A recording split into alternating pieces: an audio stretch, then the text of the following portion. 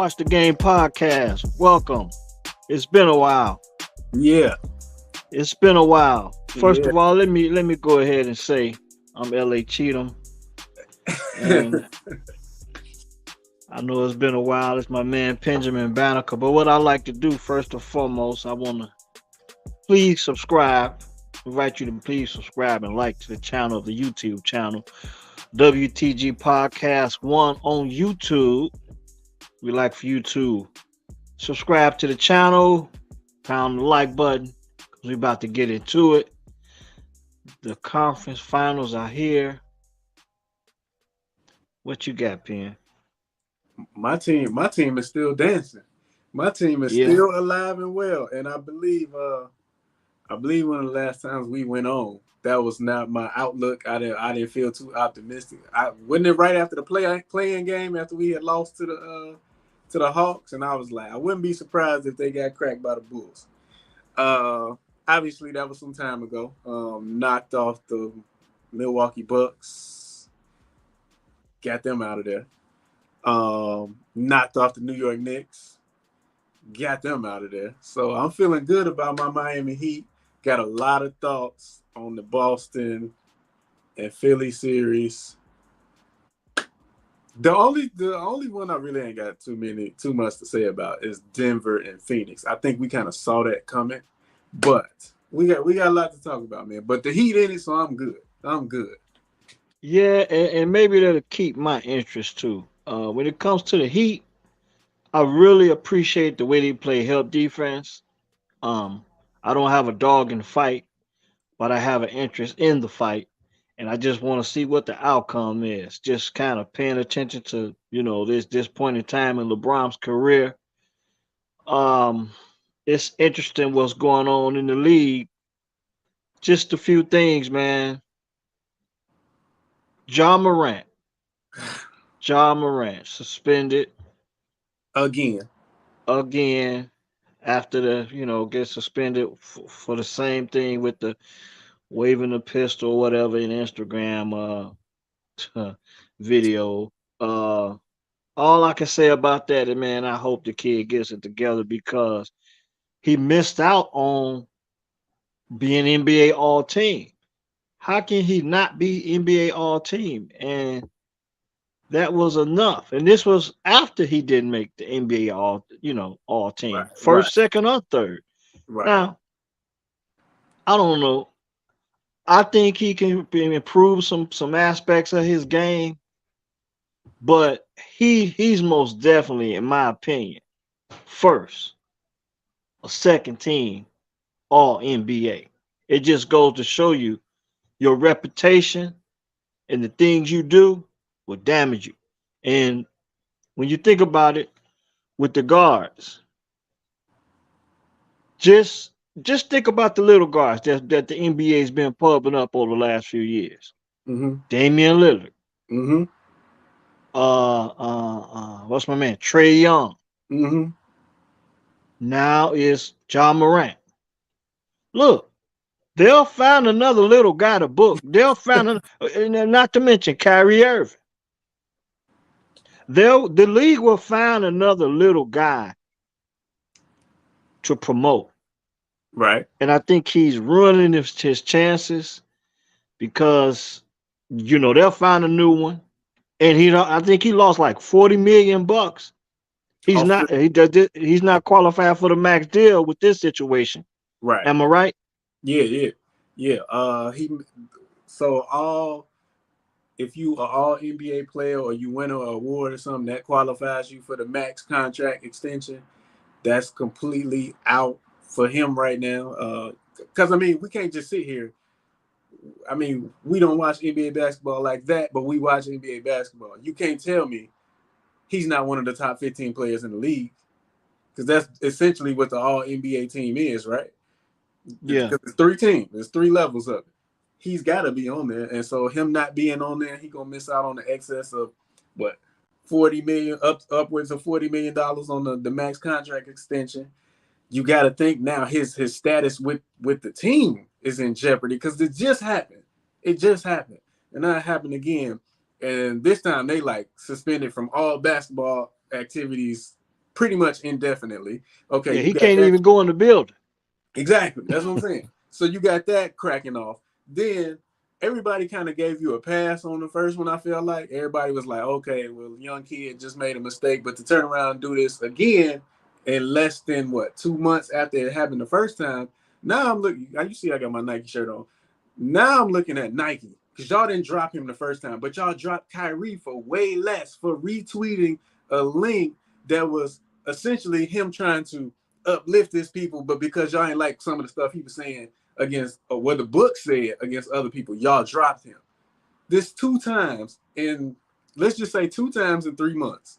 Ja been caught flashing a gun. Nike, what are you gonna do about this? And I question, like Ja, like really, who you kicking it with? Because I know if it's a watch the game situation or me and you kicking it and I do something questionable and I might got in trouble, like I got a little hot water, you be like, yo, what the hell you doing? Like, cool out. You messing up everybody money now. Yeah, it's interesting, and I just think they will find another guy to promote. You brought up an interesting situation with Nike. Now they may have a decision to make. You know what I'm saying?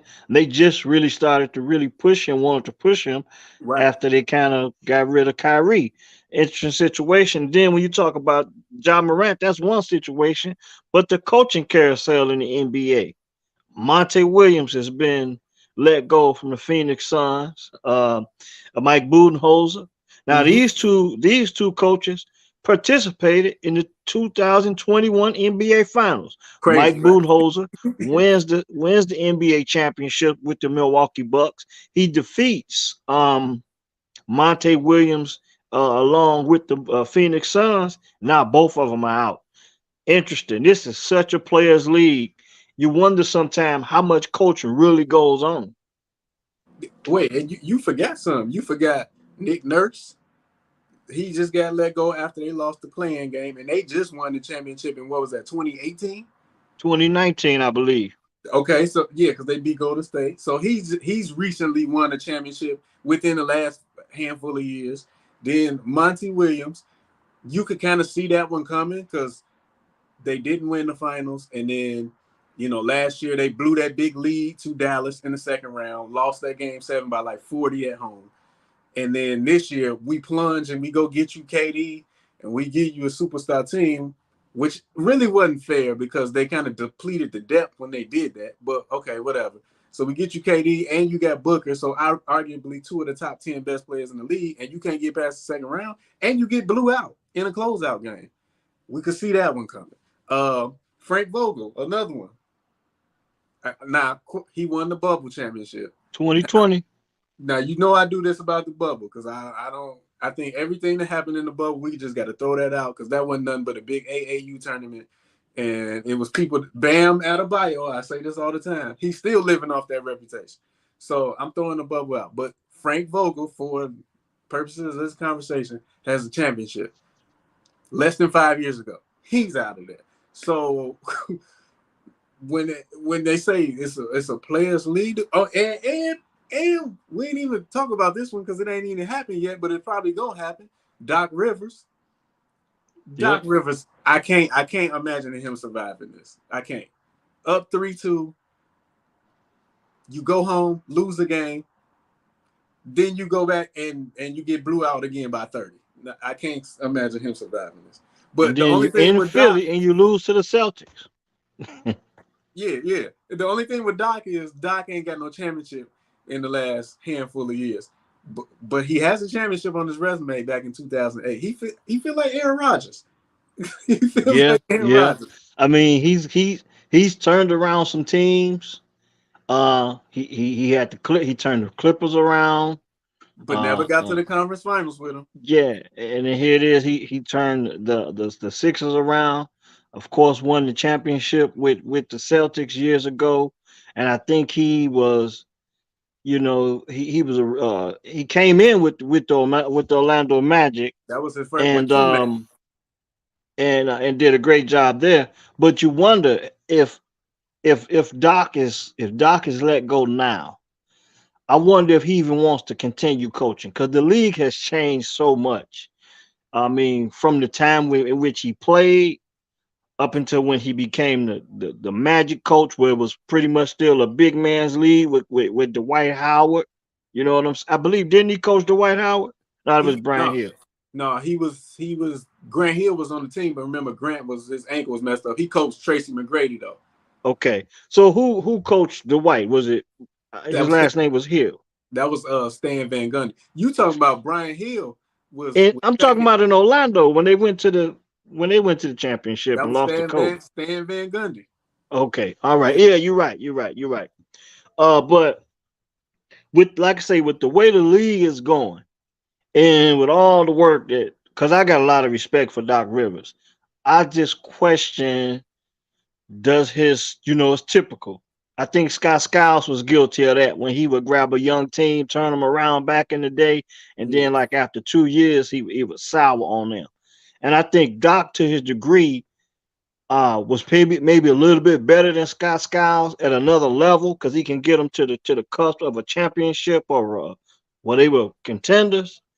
But like 3 years in, this is when teams started to kind of like fall off and maybe even lose. Maybe he would lose the locker room. But I'm very, very critical of guys like James Harden yeah, and the way Joel Embiid has been used, the way that Joel Embiid has been played over his years under Doc Rivers, because Doc Rivers played with Patrick Ewing. He played in the big man era, and for him to allow a team to have a dominant big, and they do not like ride that big man to the championship. That's what I expected from Doc at some point in time when he went to Philly, but it never materialized that way.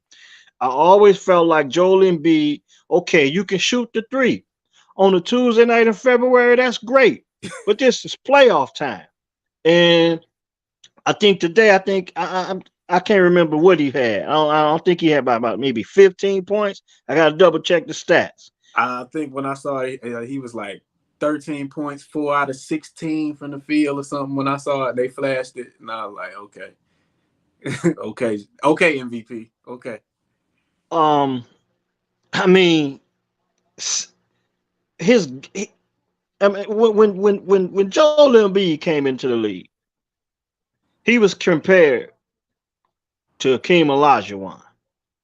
Now he's got a much different body type, but when he was at Kansas, you could see the comparison. He was maybe a little bit thinner at the time, but you could tell he was going to be a big guy, and his footwork was impeccable. look like we having some technicals right now, so we gonna take a little commercial break. We're gonna wait for LA to jump back in, but I think where he was going with that, LA jump back in right now. Hold on. Let me get him back in here. Had a Okay. little technicals, had a few technicals. LA is back. Go ahead and finish Yeah. up what you saying about Yeah. Embiid. When I watched that game today, it seemed like he caught the ball so far away from the basket every time when he posted up. He would catch it. It was like he was getting pushed out way to the like short corner damn near. And I can understand that when Al Horford is guarding, because Al Horford, I think he goes about 6'9", 240. And I looked up Embiid is about 7 foot 280. That's a 40-pound difference, maybe a 2 or 3 inches and height difference. And I'm like, okay, I can understand Al Horford getting low and you not being able to, get to the rim. But his footwork does not look as good as it was coming out of Kansas. That's one thing. So he couldn't. I can understand Al Horford kind of slowing him down from getting to the post. But it was possessions where Marcus Smart was guarding him. I'm like, he Yeah, cannot get around Marcus Smart. I'm like, come on, man. He just settled in too much to the jump shot. And over the years, I think that's the reason why Philly has not capitalized. I mean, you still got the Ben Simmons scenario that happened years ago. But when you bring in James Harden. I mean, he played the point guard position, and it's questionable from times whether or not they were even running an offense. And this is where Doc Rivers, I'm critical of Doc Rivers because James Harden, Doc Rivers, those guys, that's enough. That's a veteran guard that should be able to click with a veteran coach and at least get you to the conference finals. That team is good enough to get to the conference finals. When you think about Maxey and you think about the experience of who did they start? And one guy that started on their team, They got Tobias Harris on that team. They got Maxi. They got what's the shooter? Tucker. Oh, Tucker PJ. is the one. Yeah, Tucker, they added Tucker, and I think he's a little bit undersized, but Tucker had experience, and Tucker came out in this game pretty hot, making shots. I think he probably scored maybe 12 of their first 15 points yeah. today, if I'm correct. So he came to play early, but once that third quarter hit, it was a done deal. And we can't go without mentioning Jason Tatum hitting them up for 51 points. You know what I'm saying? I'm just so disappointed in the way that the way that the Sixers team is constructed as opposed to how they play. I just don't think Joel Embiid should be playing 30 feet away from the basket. I think he has enough shooting around him. He should be shooting more free throws. He should be getting more post touches. And it seems like over the years he's just gotten away from from that spectacular footwork he had coming out of Kansas. Well, like I strongly believe in, we ain't calling for nobody job. We don't do that. But I strongly believe it's gonna be a new guy at the helm coming into Philly. I strongly believe the core of that team is gonna get tweaked. Because this is their third or fourth year not getting it done with Tobias and Maxi and James. Well, James, this is second year. But Tobias, uh Embiid, Maxey been there for a solid 4 years. They was paired with Ben Simmons before that. I know they still got Shake Milton coming off the bench, but his role kind of been reduced. PJ Tucker was a big ad, I guess, in free agency for them because they stole him from Miami. Miami beat them last year in the second round, so you would think get a little bit better by making Miami weaker, and you still don't get further than than you did. I think we looking at a major. I ain't gonna say a major shakeup, but that roster is gonna come back different, all the way from head coach down to the players on the floor. And as far as Doc's fourth coaching stop, and he only got it done in Boston with four Hall of Famers on his team. So we looking at Orlando was unsuccessful. Boston, they kind of got him up out of there because they wanted to bring Brad Stevens in. So I don't blame you for that one. Clippers, he didn't get it done. Philly, he didn't get it done. So I wouldn't be surprised to see Doc back on TV next year. especially when you consider, especially when you consider now we have we got technicals again. We got the technicals again. That's all right. LFV jumping right back on. But yeah, I really don't. I don't expect Doc. I don't see Doc. You know what I'm saying? Getting another. Yeah, because the Philly was bringing Doc in to be the missing piece for what they thought was a championship core, a team that could get to the championship, and bringing in Doc with his expertise. We thought that would, I guess, put them over the hump, but that's not really what transpired. And I think Doc been there about 4 or 5 years, so I just really don't see. I don't see teams clamoring to get Doc to bring him in for an interview, especially a what he. young team, maybe a I, young team, I not a don't even. contender, a Okay, young team. I can give you that. I can give you that. Yeah, because as far as contenders, contenders gonna be looking at this dude that blew so many 3-1 and 3-2 leads. He's Yeah. not the guy to get us over the hump. So he might be on NBA TV next year for real. Before I cut myself off, the thing that crossed my mind was Sam Cassell has been on that bench with Doc Rivers for a few years, With and now, yeah, now you have the Phoenix job is open, Toronto job, Milwaukee. So where does that? What I don't see Sam Cassell staying. I think Sam Cassell is gonna get one of those jobs. It's gonna be pretty interesting though, and I think Philly gonna have to make a decision in the next 2 or 3 days they got to. because I don't see I see Sam Cassell getting one of these jobs. I think he's deserving, and I think he should get one of these jobs. You think they're gonna give Sam a contender's job, or do Sam got to get his feet wet first? Well, when you think about Darvin Ham taking over the Lakers, Sam Cassell is you give or take. He deserves a shot at getting a job. Um, sooner more so sooner than later. I mean, when you consider the fact that the Toronto Raptors interviewed Becky Hammond, I mean, I get it. I get it. I mean, at some point in time, you may want a female coach in basket in the NBA, but Sam Cassell cannot be overlooked in this situation. We're gonna throw Mark You Jackson. cannot overlook him. I mean, you got at least 3 jobs open. Um, and that brings the JJ Redick to mind. JJ Redick, I think he interviewed for the JJ Redick. Raptors job. Yeah, I yeah, didn't he know that. interviewed for the Raptors job. But Sam Cassell has to be a legitimate candidate going forward. And I think the next 2 3 days, Philly has some major decisions to make regarding to the coach and the roster. What about Mark Jackson? Is Mark Jackson gonna get overlooked? I think I read that Mark Jackson is in the running for some jobs. I don't remember what jobs they were, but we know the run on Mark Jackson. I mean, we know he's qualified. We just don't know what's going on the back channels. Who's really in his corner and who's not. We know Mark Jackson is qualified to coach in NBA. I mean, who are we kidding? We know that. At this at, Um, at this point, I mean, for me, just because I'm a fan of watching him call games, that Breen and Van Gundy and him, like I kind of just want him to stay put. Like, dude, I'm sure you checking the bag doing this, way less pressure.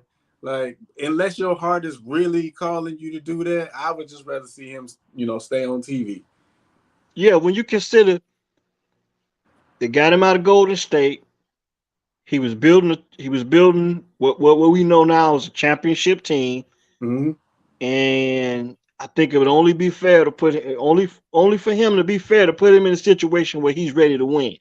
Yeah, I don't want to put I wouldn't want to put Mike Jackson in a rebuilding situation. I want to put him in a situation where he's maybe a year or two he can be in a contending situation. But with that being said, we watched the game today, and when you talk about a game 7, I looked forward to this game today, and I was highly disappointed in the effort that the Sixers put out. And that's what brings us to the questions we have right now about Doc Rivers even being uh, coming back next season, and the questions about the roster in itself. I just, um, you hey, know look, what? man, I'm not. I'm gonna put it to you like this. I got a lot of different things when a lot of different thought processes when it comes to the way the Warriors lost and when it comes to the way the Sixers lost. The Warriors, I just think they too small. My thing with the Warriors is throughout the whole duration of their dynasty, they've never valued possessions in the basketball. They always made careless turnovers. They always Steph is the greatest shooter ever, but sometimes some of them shots be bad shots, and that trickles down. Clay again, Splash Brothers, best backcourt shooting backcourt ever. He takes some bad shots, but he was hitting them. Jordan Poole came off the bench. He will take some bad shots, but he was hitting them shots last year. They too old now to overcome a lot of those mistakes that they was making when they was, coming up 2015, 2016, 2017, and 18. We got KD on the team. They have never changed the way that they play, and you're right, they are too small. Getting rid of Wiseman. I mean, you asking Draymond at mid-30s, we can definitely say Draymond ain't in his prime no more. You asking him to do a lot, rebounding wise, defensive wise. He can't really give you the same offensive punch that he used to give you. There's no Leandro Barbosa there. There's no Sean Livingston there. There's no Andre Iguodala there. These are like three professional hoopers that y'all had in addition to Steph, Clay, KD, Draymond. Oh, and one year they had Boogie Cousins on the team. Like they just not equipped from a talent-wise and age-wise to play the way they do and still have success. And I think that's the biggest reason why they lost this. You can see it versus Sacramento. They had to go 7 games with Sacramento. We know playoff basketball is different. For a first-time team coming in, they had to go 7 games. It just didn't bode well for them getting back to the finals to even have a chance to defend it. So I'm not surprised they lost.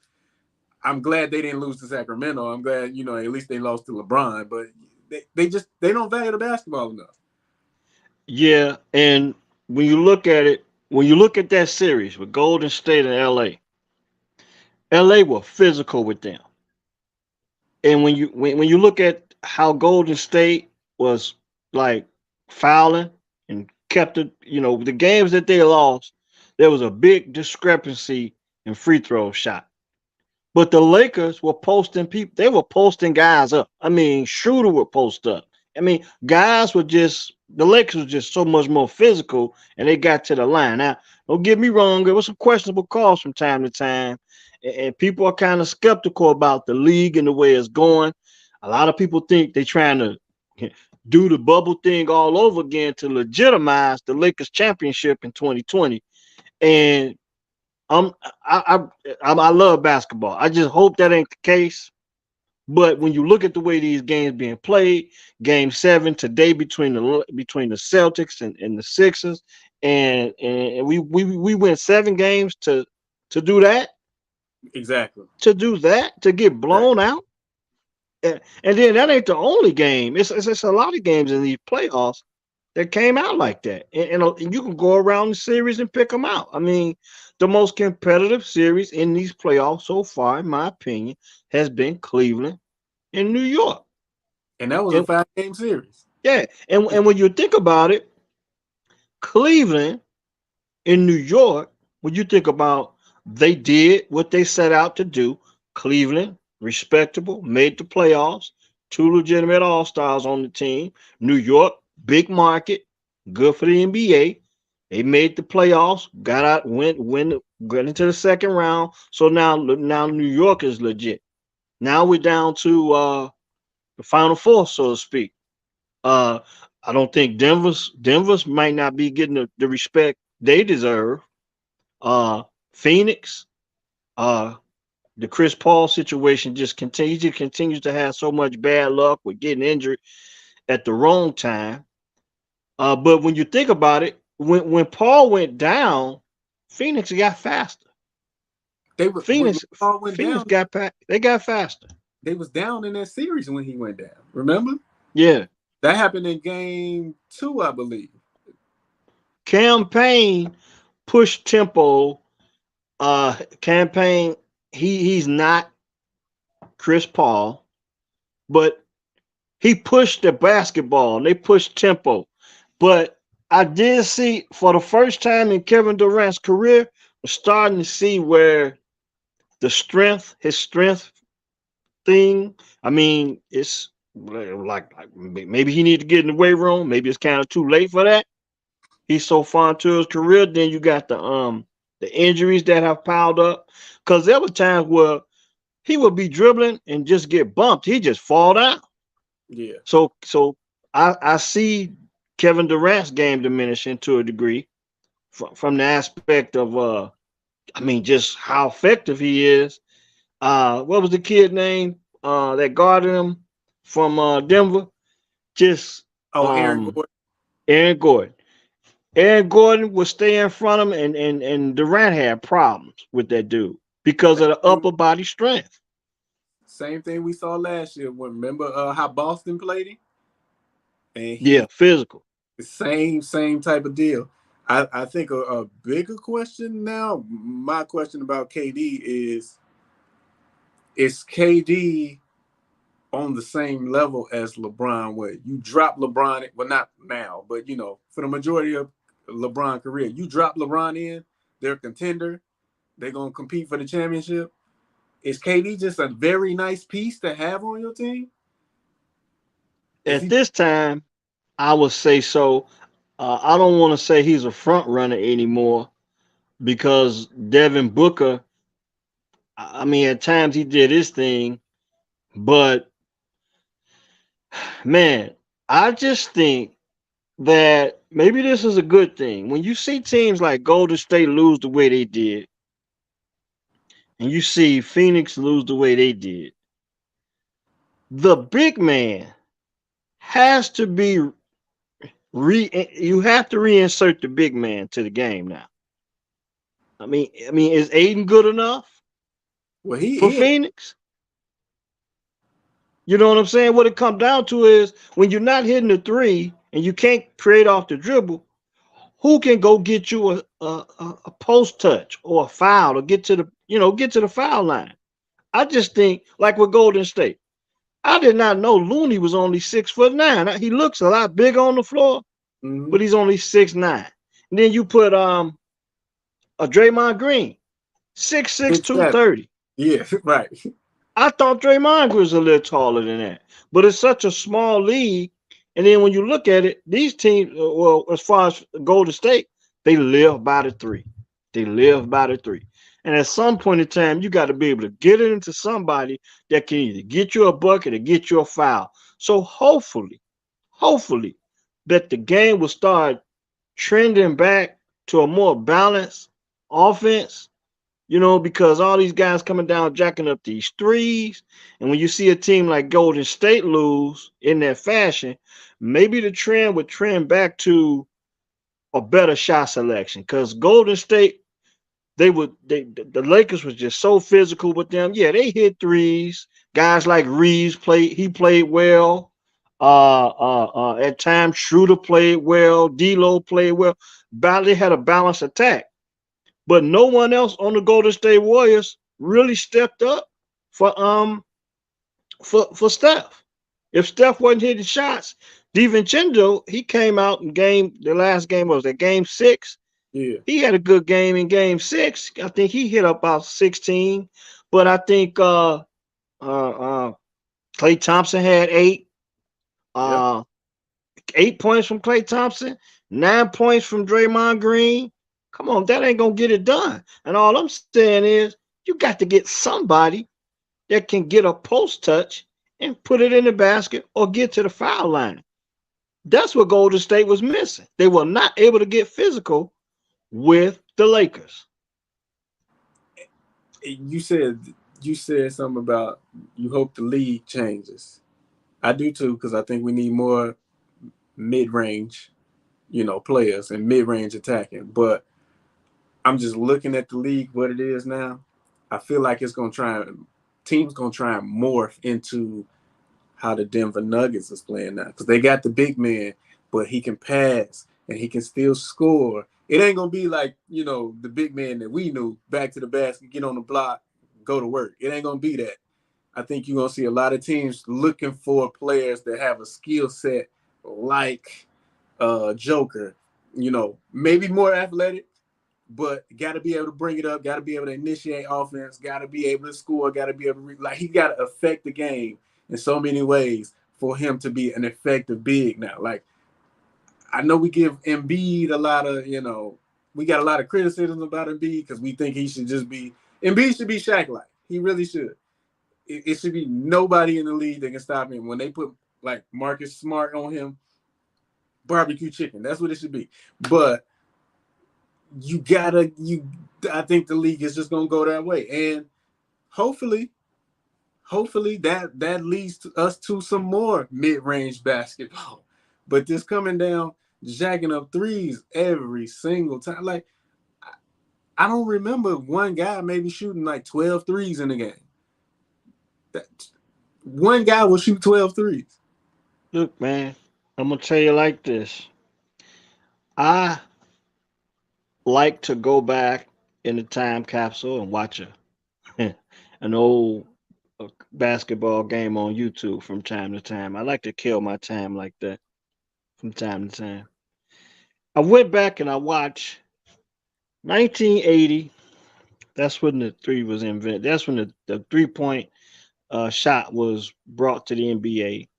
The 3 point shot was brought in 1967 with the ABA, and they merged with the NBA in like 76 or 77, I believe. And then the NBA adopted that 3 point shot in 80. This was Magic's rookie year, and this was Larry Bird's rookie year. Um, they didn't space the floor as much, nowhere near as much. They didn't even take as many 3 point shots as they do now. The game had to evolve to that point. Okay, so you went from when you talk about great shooters in the history of the NBA from 3 point land, you talk about guys like Reggie Larry Miller. Bird, Reggie Miller, Dale Curry. You talk about guys like Dale Curry. Can't forget Dale was big from that from 3 point line. Craig Hodges, Mm-hmm. Steve Kerr. Jeff Uh, Hornacek. you Yeah. you know these guys were specialists though. Yeah. They didn't have the handle, but they were specialists. They were catch and shoot guys. So at some point in time, you would always have one guy that would space the floor. And I think that the game went to that direction right around the 90s. And then Steph come in. And I know I probably missed a few 3 point shooters, but when Steph came in, it just changed everything when it comes talking about 3 point shot attempts, the whole thing what about the analytics of the game. And our coaches started coaching up analytics. And it like kind of and we got to this point now where it's kind of watered down. And it's affecting the decision making and shot selection of the overall game. An educated basketball fan looks at this and they're turned off by it. Now, most fans that will go buy a ticket, the educated fan can still realize I'm looking at a bad basketball game. But a lot of the fans that's like just happy to be in the arena, knock down a couple beers, couple slices of pizza, you know what I'm saying, a hot dog or whatever. That fan is paying the way for the suite, the people that get the business owners that get the suites, the company. Those are the people that's really paying the way, the season ticket holders. But at some point in time, man, you got to just put a good product on the floor. And the way the game is played is part of the product. And these blowouts we seeing is so dramatic. Even look, look, I didn't Te- even want to go this long tonight. no, teams don't even get greedy no more. It's like you guaranteed whoever win game one, especially if it's the road team, you're not gonna win game.